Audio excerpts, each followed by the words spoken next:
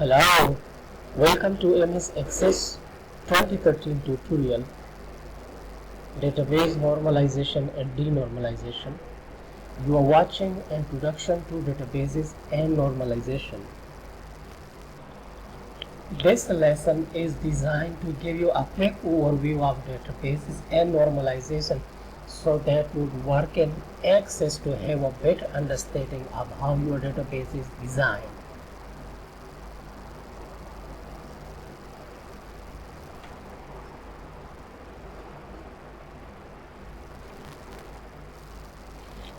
Particularly, we'll be talking in this tutorial about an introduction to databases, introduction to normalization, and some particular problems that arise in table structures.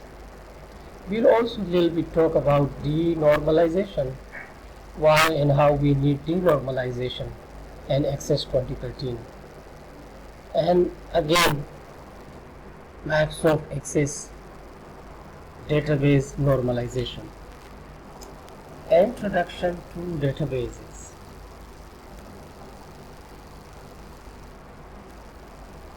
A database, if we want to define it in a simple way, a repository for information organized in such a way that computer program can quickly select or retrieve desired pieces of data.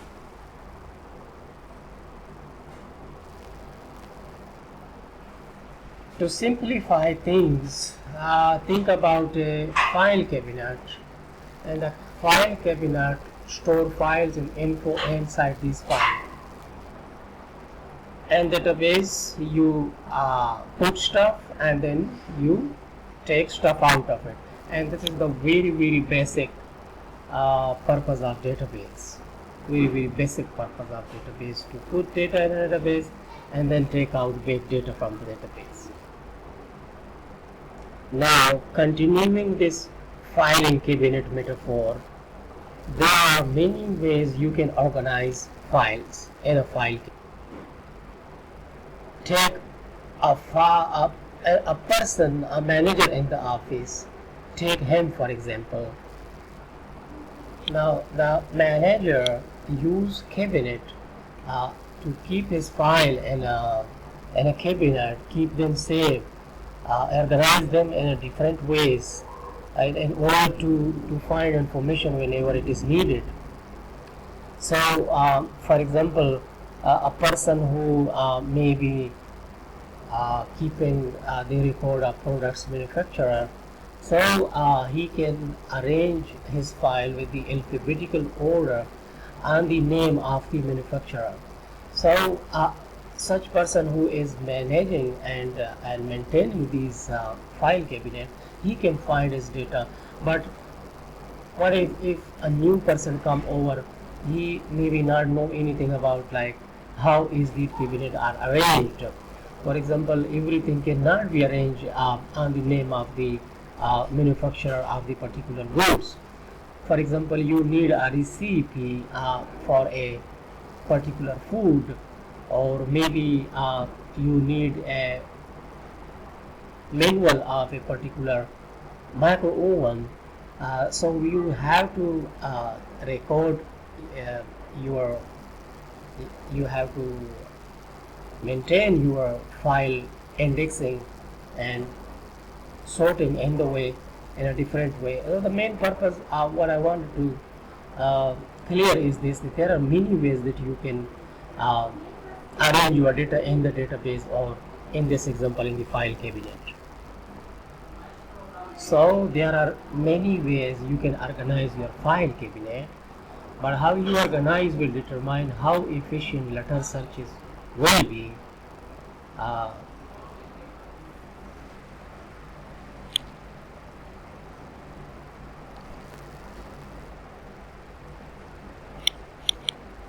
And so with that, we'll be talking a lot about how to organize your databases. Now, there are two types of basic databases. There are what we call flat file databases and relational databases. A flat file database is like what you might see in Excel spreadsheet. And here is how that it will look. Notice how we have all our fish information, the name of the fish, the species of the fish, the breeder, the cost per fish, and then specific information about what we sold and bought. Notice how a lot of this data repeat, and also notice how the information is organized by the name of the fish. Now there is a problem organizing data in this question. First half, repeating data. This will slow down your performance of your database, which makes sense. They think about a term, so it will give a database engine a tough time. Every character that you store that represent a bunch of zeros that a database engine will have to search through. So the more data, the more time. Secondly, because of how the spreadsheet is organized, reorganize of the information can be time consuming. In other ways, the structure isn't very flexible to record information, not to mention having to enter the same information over and over again. So it will increase the likelihood of human error. So with a lot of this in mind, the flat file format is not an ideal. So relational database like the Microsoft Access address a lot of the issues that occur with the flat file. So a relational database is storing data in one container. A data is broken about different container. So data is broken apart and then relayed by some common information are what we call keys. Take this for example. Not all our fish information stored in TBL fish, and with the fish ID, name, cost. And then we have another field called species ID, which relates to a second table that store all the information of this TBL species name. So that's how our data look like. So that with TBL fish, if the species ID is true, that information will repeat, but that is only one character compared to maybe कुछ भी relationship the species ID to TBL species. We can look that after to see this referring to the species ID. And now that Access is designed to work, you spread out your data across multiple tables and connect that data through this relationship. In other words, the relational table structure is designed to optimize performance. And with that in mind, even the relational database groups, you can have a fair amount of play in regards to how you can structure or organize your table to bring it to the normalized format. So when talking about databases, there are many ways to organize file in a file cabinet. There are also many ways to organize your data, specifically table and access. And how you organize that information will affect how fast or how efficient your database will run, which leads us to the next topic, normalization. Introduction to normalization. Normalization refers to the process of splitting data across multiple tables to improve overall performance, integrity, and longevity. Did you know when asked about why he chose the word normalization, E.F. Tad Horde replied, at the time Nixon was normalizing relations with China. I figured that he could normalize relations, then so could I. So why normalize? We'll answer that question. We'll answer the question more that we'll be looking at specific examples. Let's say we were in the business of selling cookies and one of our database tracking orders. So we might structure a database like that by order number, customer name, address, cookie, quantity, price, and of course the order total. Looks good so far, right? Well, let's test it out by adding some information. So let's say Ethel Smith called us. We write down her name. We write down her address. Let's she want to order some chocolate chip cookies. We type that in a table. She ordered 5 boxes, $2 price, type that in, and we got a total $10 per subtotal. So still so far so good. Let's say add another customer order. We got Tom Wilbur from Pekin, Illinois. We type his information. He also ordered some chip cookies, 3 boxes at $2 each, and which gives us a total of $6. Still, so far, so good. But let's say Ethel Smith wants to order some more chocolate chip cookies. So if we have a successful business, we are going to repeat business, right? So typing in Ethel Smith information, look what we are going to do. We have to type her name again. We have to write on her address again. And that, of course, in addition to the usual order stuff, the cookie she's buying, the quantity and order, you get the idea. Now entering in all of the same information, like her name and address, isn't really efficient to the person taking the order. It's also inefficient for the database itself. That information is giving access to more data to sort through in order to find exactly what you are looking for. So repeating information will take up unnecessary space. So every day you are adding data that is already exists. Your data is potentially growing exponentially, which time will drastically slow down your performance. And that's just one problem. Repeating information can cause data information consistency, a lot of the typo mistakes, and so if we were going to search for everyone who ordered chocolate chip cookies, chocolate chip spells out the one a few times, someone shorten chocolate to chalk, for example, those the order will be left out. So analyzing sales of chocolate chip cookies, we have an accurate result. And that's why most popular and commercial open source databases currently used on the basis of the relational model. So what do we do about these problems? We normalize, which we uh, gotta be realize this is not an easy task for the beginners. Though if you like to learn more about denormalization, just Google normal forms to find out the example. Going back to our original cookie database, first off, we don't want to frame every table.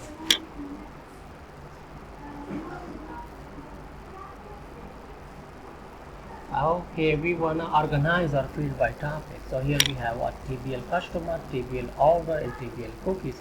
And TBL customer, we have nothing but customer information, first name, last name, address, city, state. Next we have the TBL order, where we have the order information, the order ID, transaction date, and quantity order. Next we have TBL cookie, which has a cookie ID field, cookie name field, and price field. Now each of these tables once again has one field to uniquely identify each row of information, and those primary keys are important in order to relate data from one table to another.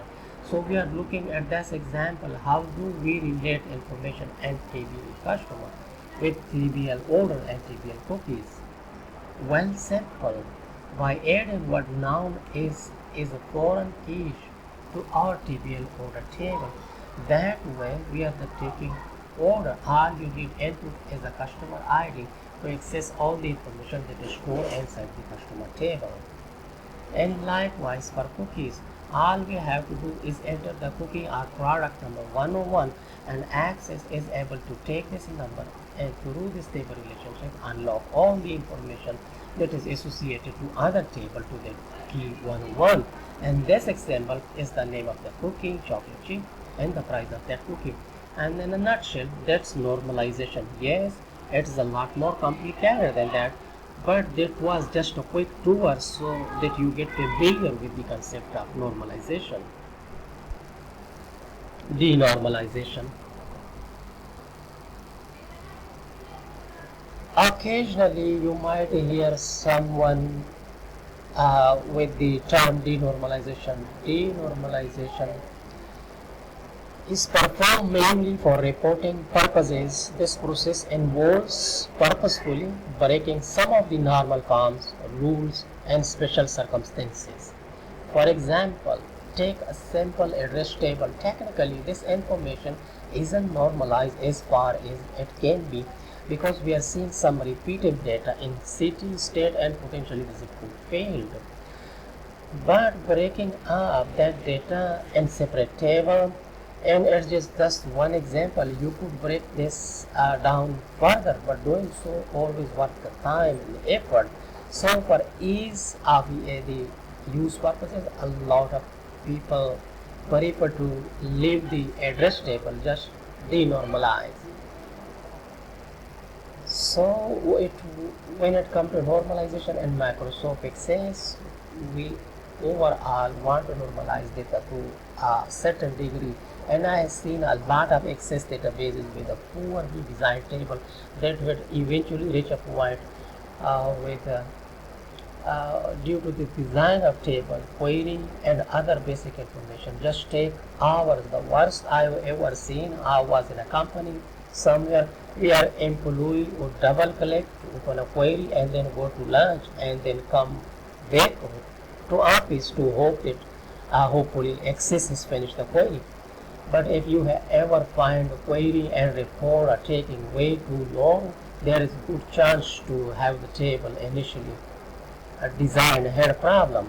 So the conclusion when designing database table, here are four really simplifying rules.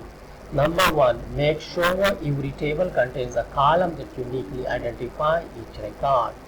And with that, we are talking about some of the primary keys. Second, break down fields into the smallest, most meaningful value. So instead of one field called customer name, you can break it down further, first name and last name. So third, we want to avoid repeating data by moving that data to a separate table. If you find yourself finding a lot of field in one table, or you see a whole bunch of repeating data, this is the result of good indication that you can break that one table in a multiple table. After you've broken those table apart, that information apart, the next step is to design relationship, most namely by adding any necessary foreign keys to a table in order to relate it to the primary keys of another table. And although following these four basic rules, it won't mean that your database will behave normally, but this is the first step and these are the basic rules is for beginner. Now here is the question, who is credited as the father of the relational database? Is it A. C.F. Day, B. John Wang, Ted Cole, or D. Peter Chen? If you say C, Ted Card will be correct.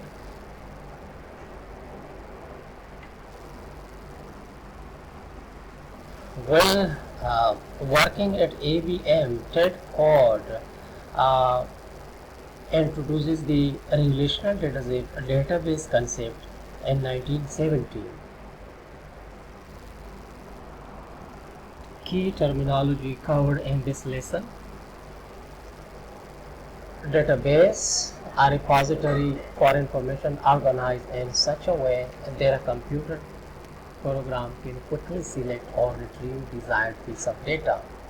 Primary key, a field column that uniquely identify each record in a table. Foreign key, a field column added to a table in order to relate records to another table. Normalization, the process of splitting data across multiple tables to improve overall performance, integrity, and longevity. Denormalization, purposefully breaking some of the normal form rules and special circumstances.